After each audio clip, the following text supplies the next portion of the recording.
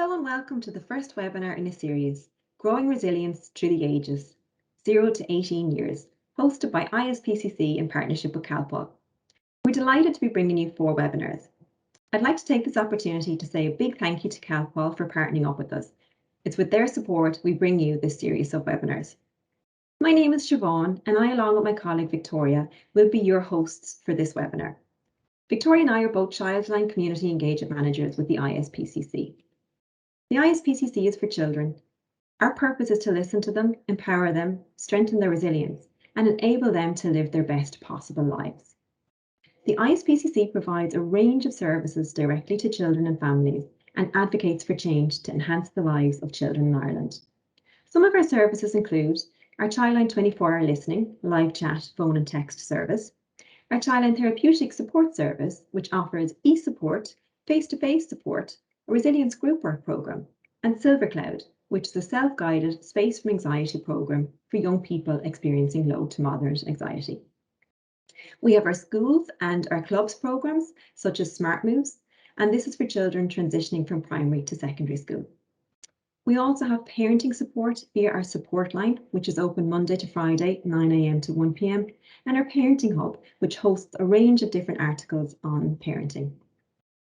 If you'd like to learn more about our services and programmes, just log on to www.ispcc.ie for more information. Our first webinar that Victoria and I are delighted to be hosting is Supporting You and Your Child Develop Resilience. We'll focus on parent wellbeing, self-care and strengthening your child's resilience. Following on from this webinar, there are 3 further webinars which focus on building resilience through the years. Our second webinar, Building Resilience in the Early Years, focuses on 0 to 6. Our third webinar, Middle Childhood, Building Your Child's Resilience, focus on the 7 to 12 years. And our fourth webinar, Never Too Late to Develop Resilience, will focus on the 12+ years, so the adolescent and teenage years. We hope you will take away some new tips, skills and strategies from this series. As I just mentioned there regarding resilience, it's a word we hear a lot about, Victoria. Can you tell us a little bit more about what it actually means? Of course. So first, hi everyone, and thank you, Siobhan, for that introduction. So resilience can be defined as the ability to cope or bounce back from difficult situations. While as a parent, we want to protect our children from having negative experience, it doesn't always happen that way. And some situations are unavoidable. Just like with COVID-19, closure of schools, creches or childcare, death of a loved one, fallout with a friend, or even struggling to fit into a new school, your child might be feeling more stressed or anxious as a result of all these types of experiences. They may even be getting angry with people or crying more than normal. That's okay, but being resilient means finding ways to manage these feelings and to help get through it. What's really important is how, as parents and caregivers, we support our children to deal with such experiences. The good thing is that there are lots you can do to help strengthen your child's resilience. We can't protect children and young people from all the challenges of life, and it can be helpful for children to learn key skills that they can bring with them into adulthood. Additionally, when children and teenagers learn how to cope in their childhood, this helps them in their adult life. It is not something you either have or you don't have. It's not something that you're born with and you can't, if you don't have it, that's it. It's something we can all get better at. Even for us as adults, it's never too late to strengthen our own resilience. Resilience can be built at any stage of life. No child is too young and no adult is too old. There are 3 building blocks to resilience. So we have self-worth, self-regulation, and social support. How we remember this is by using the Edith Rothberg model of I am, I can, and I have. And we will talk about this a little bit more later on in the webinar. To be able to strengthen your own child's resilience, it's so important that firstly, you are looking after yourself. Okay, so Victoria, you mentioned there looking after yourself as a parent first is important. Can you tell us why it's so important to look after yourself as a parent first? I've worked with many parents and I know, they will always talk about putting their child's needs first and looking after their child first. And that's kind of an automatic response that we would automatically do. So why parent? Why should they put their needs first? Yeah, you're so right, Siobhan. I think a lot of parents and caregivers are probably thinking that right now. And yeah, I think that parents need to they dedicate so much of their time and their physical and emotional energy to their children. So we at the ISPC feel it is very important for a parent to look after their own well-being. Parenting and looking after a child or young person is a very demanding job, and very easily parents can prioritize the needs of others above their own. We see it in our daily work, as you mentioned, when parents can look after their own well being, it really helps them to be able to better cope with the stresses of parenthood. When we reflect on our own well being, we need to examine not just our physical health, but also our social, our emotional, and our mental health. When we can invest in our own well being, it can help us feel able to cope with the daily stresses of parenting, work, and other commitments. And it can help us feel more confident in managing our emotions. So, this webinar will look closely at how you can boost your child's capacity to cope with the stresses of daily life. However, we also want to advise parents on how they can reflect on their own well being so they can be in the best place to support their child. If a child is going through a difficult time, their parent or caregiver is the most important person in their life. And in the ISPCC, we see huge benefits for children when their parents can attend to their own well being and their own needs. I agree, Victoria. It's so important as a parent to remember to take care of yourself and your own well-being first. I know both yourself and myself talk a lot about the analogy of you cannot fill from an empty cup. Can Yeah. you tell us a little bit more about that? Yeah, of course. So, yeah, Siobhan. So, I find this is really useful. So, when explaining the importance of parental well-being, we cannot give to our children if we don't take care of ourselves first. We cannot meet our children's needs if we neglect our own. Another useful analogy is that of the safety message we often hear on the airplane, even though I know it might have been a bit of a while before some of us have actually been on an airplane, but to try to keep in mind, should the cabin experience sudden pressure loss, oxygen masks will drop down from above your seat. Place the mask over your mouth and nose. If you are traveling with children, make sure that your own mask is on first before helping your children. It is so vital for parents to look after themselves so that they can have the energy and the patience to care for others. Some parents and caregivers tell me that they would feel guilty if they took time out for themselves.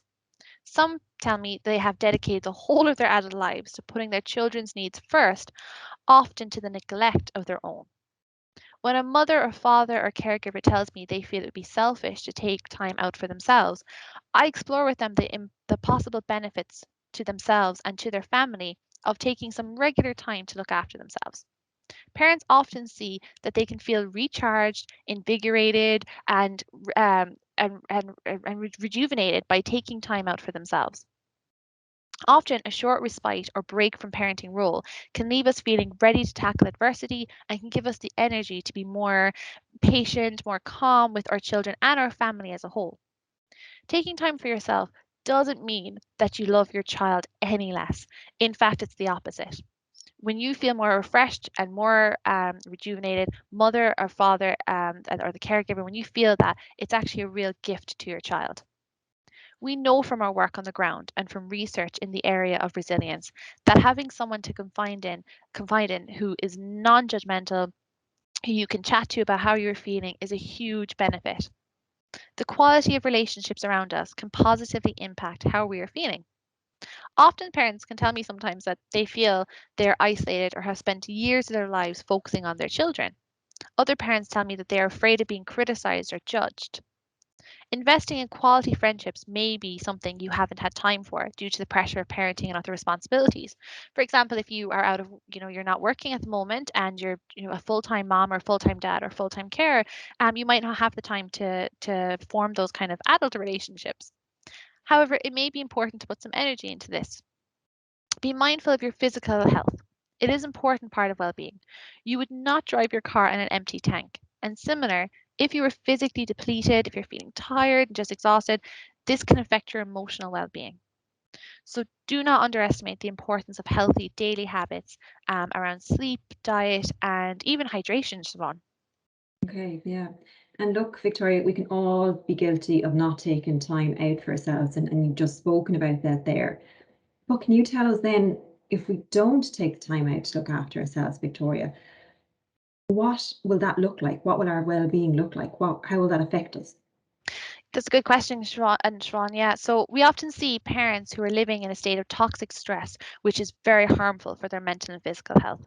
When parents don't feel supported and resourced, it can have a serious implication for their mental health. Okay, Victoria, the window of tolerance is something that we use a lot in our daily work with the children and parents, and it can be a really good tool to help us self-regulate. Can you tell us how this tool can be helpful to parents and how it works? Yeah, and like yourself, the window tolerance is something that's a great way of explaining to parents and Mm. caregivers what we're kind of trying to summarize here. So, the window tolerance is the zone in which our nervous system is relaxed and calm and engaged. We're able to function most effectively when we're at this stage. So, when we are within our window of tolerance, we feel that we can cope with the challenges and stressors that life throws at us. We may feel some stress or pressure, but we are generally able to cope and manage the demands of daily life without too much difficulty. So it's not without feeling stress, but it's just we're at a stage where we're able to handle it a bit better. We all have windows of what we can tolerate. And this differs from person to person and can vary at different times in our lives. Some people may have a wider zone and may be able to tolerate more than others.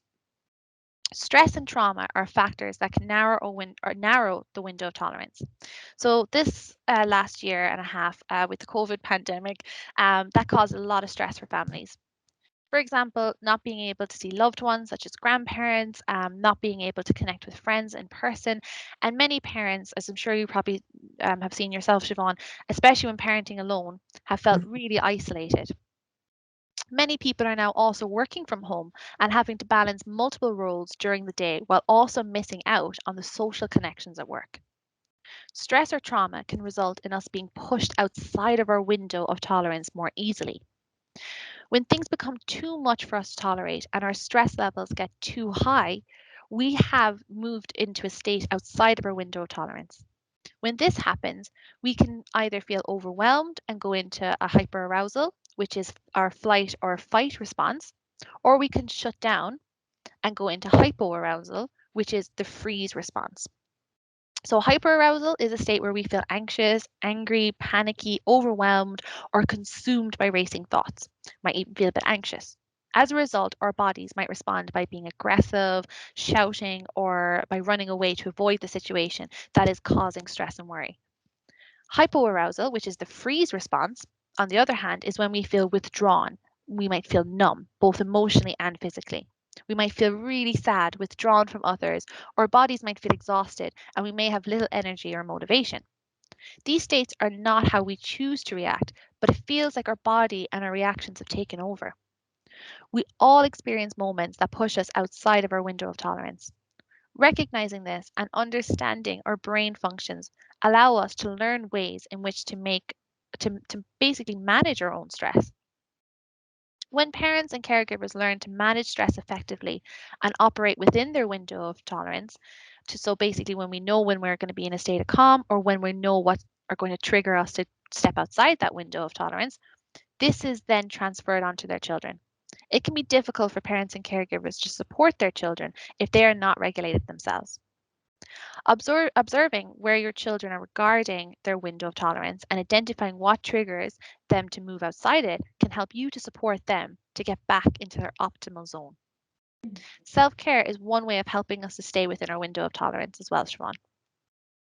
That's a really good point again about the self-care. I know we've talked a lot about that already, and how small changes can positively impact on parents' well-being.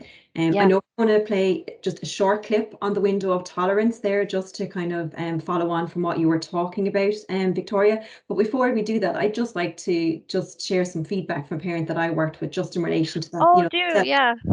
care that you were talking about. I suppose I worked with a few parents who've tried to focus on improving their well-being. And one way that they look at improving it is by taking that 20 or 30 minutes out of their day to schedule a coffee or get organized for the day in peace and quiet. But there's one particular mum that I worked with who was really, really busy. And she's told me that for several years, she was always rushing and racing in the morning. And she said she found this really stressful. She'd often forget something like part of her son's school uniform or his lunch. and she'd be completely frazzled and stressed by the time she'd actually get to the school with her son for the start of school in the mornings. She said then she wouldn't be in the mood to have a chat with the other parents at the school gate. And as a result of this, then in turn, she felt really isolated and felt that she had a lack of other parents to relate to. Yeah. So on the run up to the return to school this year, she decided she wanted to change things. And she did one simple little thing, and that was basically for her to set her alarm clock 30 minutes earlier than what she normally would do. She found this to be a complete game changer. It gave her time to have coffee in peace in the morning, and for her to get prepared then for the busy morning ahead. She found herself much more relaxed. She was in much better form when she'd arrived at the school gates, and she told me she started making friends with some of the parents and didn't feel as isolated as she had been. She also looked at making a to-do list of everything that she needed to do. And she said this took an awful lot of stress away from her, as she felt she was always trying to remember what needed to be done. So important dates for, maybe medical appointments, after school activities, family and friend get-togethers. I suppose, Victoria, most parents that I work with are time poor, and after their well-being is the first thing to go when things are busy. And it's so important for parents to try and protect time each week for themselves and to do something which supports their well-being and their mental health. You're so right, Siobhan. Yeah, I think even in that example, we all need to have sometimes a little bit of time to ourselves. So that mom having her morning coffee is just such a wonderful example of maintaining her well-being and just being very practical. That's brilliant. Exactly. And just, following on from the way you were talking about the window of tolerance, you can see how important it is, for a parent to be able to self-regulate and know where they are as well, so they can then meet the needs of their child. So for them to be in that calm place of their window of tolerance, they do need to have that time, and their self-care in that sense. Okay, so what I'm going to do now is just play a little video, a clip of the window of tolerance to just explain Great. a little bit more for people.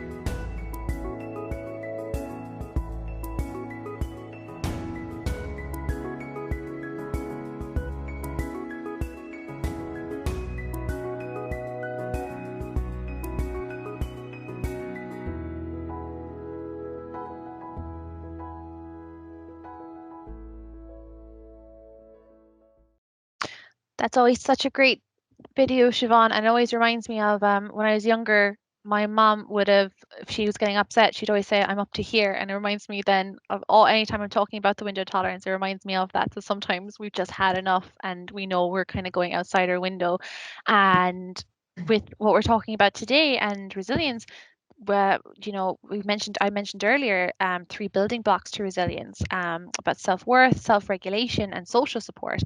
So Siobhan, I was wondering, can you explain a little bit more to the parents and caregivers watching so that they can be more aware of how they can then strengthen their child's resilience and so keep us within our windows? Tolerance, yeah, exactly. Just as you mentioned there, Victoria. So the three building blocks to resilience are, the self-esteem, self-regulation, and social support. And how we remember these resilience building blocks is, as you mentioned earlier on, the Eden Grottenberg model of the I am, I can, I have. And I'm just going to talk through them now and explain what they are in each of the blocks. So looking at it at self-esteem and self-worth, it's looking at how does your child see themselves. So this is looking at the I am. So what is it that your child is able to say that I am? What are they good at? So what am I really good at? What are my positive qualities? Is your child able to identify that I'm able to deal with things that happen? I am a person loved and lovable. I'm glad to do nice things for others and show my concern. I'm respectful of myself and others. I'm willing to be responsible for what I do.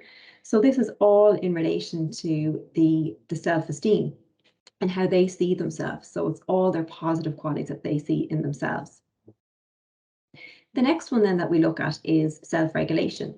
And this is, how does your child recognize their feelings and how do they handle them? So it's around the I can part. So what can I do to make myself feel better and to manage this problem?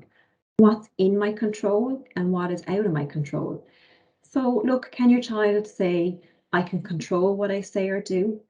I can talk to others about things that frighten me or bother me. I can find ways to solve problems that I face. I can control myself when I feel like doing something not right or dangerous. I can figure out when it's a good time to talk to someone or take action, or I can find someone to help me when I need it. So this is all around the self-regulation, is helping them to cope, to be able to have those skills to deal with things that happen in their life. The next one then is around social support. Who are the trusted people your child turns to? So this is the I have. Who do I have in my life that I can talk to if I need to? So it's getting your child to look at that. Who is there I have? This could be a friend, it could be a family member, it could be Childline. Is there someone there that they can talk to about their feelings that can help them to cope with them? So are they able to say things like, I have people around me who I trust and who love me no matter what? I have people who set limits for me, so I know when to stop before there's danger or trouble. I have people who show me how to do things right by the way that they do things. I have people who want me to learn to do things on my own, or I have people who help me when I'm sick, in danger, or need to learn. Even if your child can't put all three of these statements into action, but they can do one or two, then that's great. It's really about your child recognizing these about themselves and with your support in doing so. The good thing about dealing with challenges in this way is that it can really help to find ways to bounce back. No, that sounds really good, Siobhan. And how could parents or caregivers practically, I suppose, implement this to strengthen their child's resilience? Yeah, so there are lots of things that you can do to strengthen your child's resilience, Victoria. So the first thing is teaching your child to be happy, to build their self-esteem and confidence. So going back to that building blocks of resilience, self-esteem and self-worth. So it's looking at encouraging your child to do things for themselves. I know at times you might think it's easier to do it yourself, but by letting them be independent, it's developing their self-esteem. Let them take responsibility for packing their own lunchbox, getting their uniform, or for an older child, to take responsibility in helping out with the cooking or doing the shopping.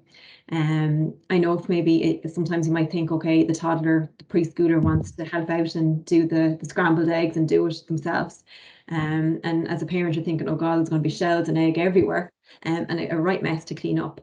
But when the preschooler, your child does that themselves, they're so proud of their achievements. They become independent. They feel positive about what they've achieved. So it's Yeah. really about letting them do that and lead in that.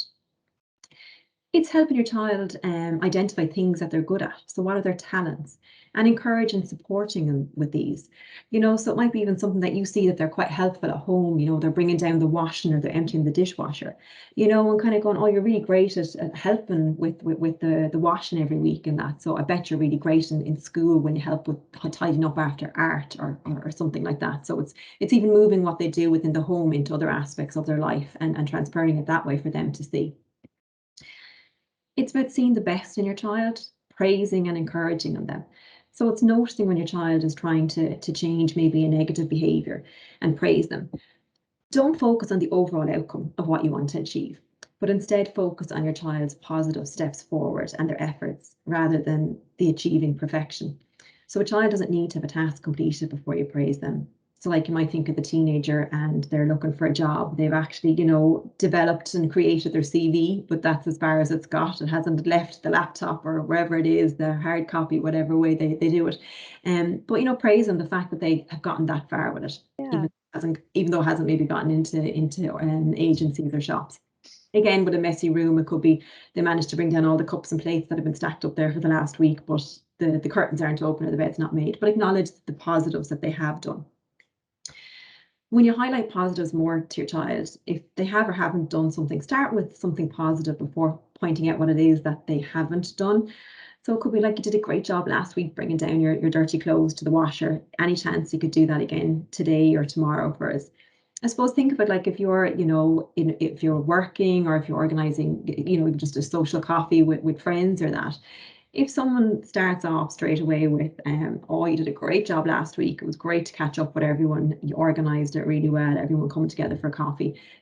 It's really nice. Could you do it again next week? You're more prone to be doing it again because you get that positive feeling, as opposed to someone going, oh, you didn't really do a great job last week. Nobody really turned up. There was only one person. You're reluctant to do it again when you get that kind of feedback from someone.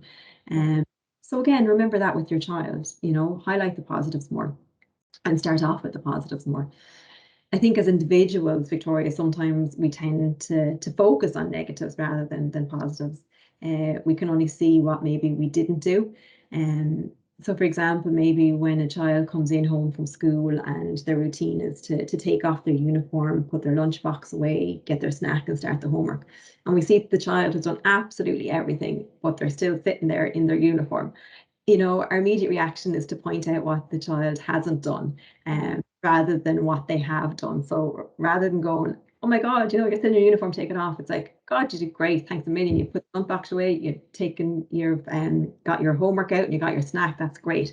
I see you still have your uniform on, so maybe we pop up and get that off straight away. So again, it's just how we phrase things and how we change things around. Praise and encouragement is also really important. And when we're praising and encouraging our children, it should be clear. So we should be giving your child full attention before giving the encouragement. So we don't want to be, there on our phone and trying to give the encouragement. Give them their full attention. Be specific about what it is that you're praising them for.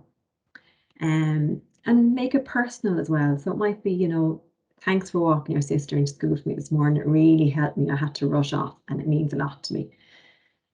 Another thing that's really important is maybe giving that kind of double praise. So what I mean when I say the double praise, it's around involving other people. So it might be involving a teacher, a neighbour or another family member and pointing out what your child has done in front of them, or could even be in a group, family WhatsApp group or whatever as well, that they see it.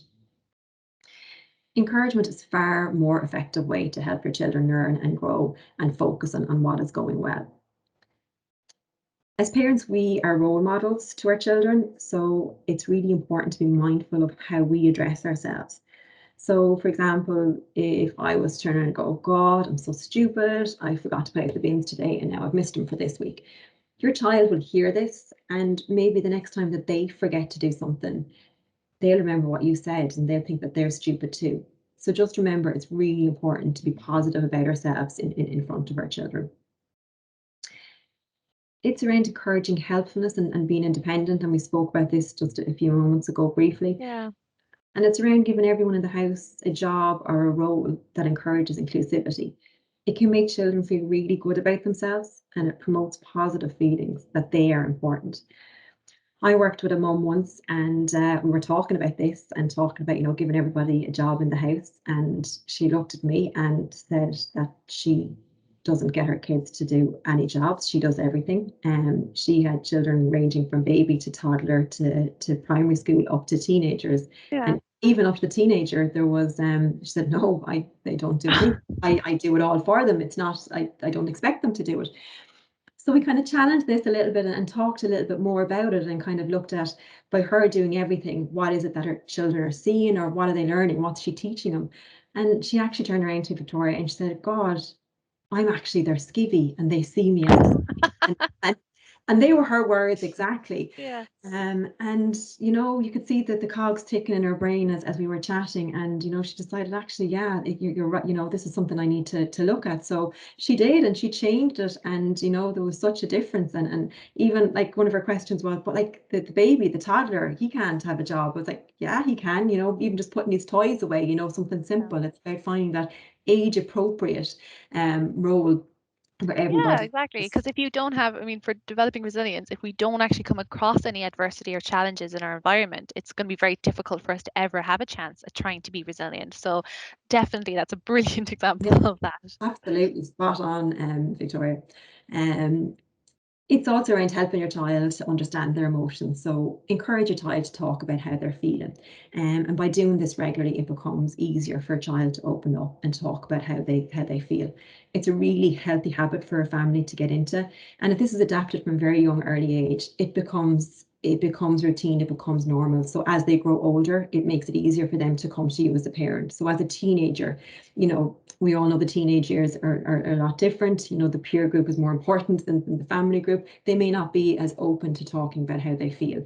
So by instilling this in such a young age, it becomes a normal part of a family routine. But maybe for the teenager, where it is harder to have that communication piece and to talk with them, and for them to be able to talk about how they feel, it's about seizing the moments of when you can. So is it in the car on the way to the cinema, to the school, or wherever it is, or when you're out shopping, that the focus isn't directly just on you and them, but actually taking advantage of the time when you are together. When your child experiences a difficult time, it's really important to encourage them to talk about it and about what happened, and help them to learn from their experiences. Also, some children might find it difficult to verbalize how they're feeling. So what we can do maybe to help them with this is by focusing on 4 simple emotions of happy, sad, afraid, and angry. Try using these 4 emotions to reflect on what they're feeling. And some children might find it more comfortable drawing out how they're feeling or writing it in a diary. That's great, Siobhan. Thank you so much. And there's some really great tips there. And I think, we're kind of coming to the end of today, of like talking about resilience and what is important for ourselves as parents and caregivers. And I think, the summary really is resilience is how we can kind of bounce back, and how, as we said earlier, about when we have challenges or adversity, what skills we have. And we've done a brief summary. But as the webinars go on and the other ones in the series, we'll talk more in more detail for the different age groups. So again, I'd just like to take an opportunity to thank Calpol for partnering up with the ISPCC so that we could deliver this webinar series to you. And before we finish, I would also just like to, again, as I said, remind we're going to be talking in more detail in the future webinars. So we have webinar 2 coming up, which is building resilience in the early years from 0 to 6. We have webinar 3, which is middle childhood, building your child's resilience, and that's 7 to 12 years. And then we have webinar 4, which is it's never too late to develop resilience, and that's going to be for the 12 plus and the adolescents and the kind of teenage years. And again, just follow on from what Siobhan had said about ISPCC, we offer a range of different supports. So our support line is open Monday to Friday between the hours of 9 a.m. to 1 p.m. and that's on 01-522-4300. Or you can contact us by email at parentingsupport@ispcc.ie. We have Parent Hub on the ISPC website, and that publishes a range of articles in relation to parenting and parenting support. And you can take a look at that at the link there, www.ispcc.parenthub.ie. And we have our Childline listening service for children and young people up to the age of 18. It's open 24 hours a day, 365 days a year, and can be contacted via phone at 1800 66 66 66, or you can text 50101 or live message at www.childline.ie. If you have any questions or you just want to chat to someone around parenting supports or what we've discussed in the first webinar, you can contact our community engagement team. So either Siobhan at Siobhan.harvey at ispcc.ie, sorry Siobhan, or Victoria Housen, which is myself, at victoria.housen at ispcc.ie. I have no problem saying my own email address. So thank you so much, Siobhan, and thank you again to Calpol for supporting this webinar series. Thanks, Victoria.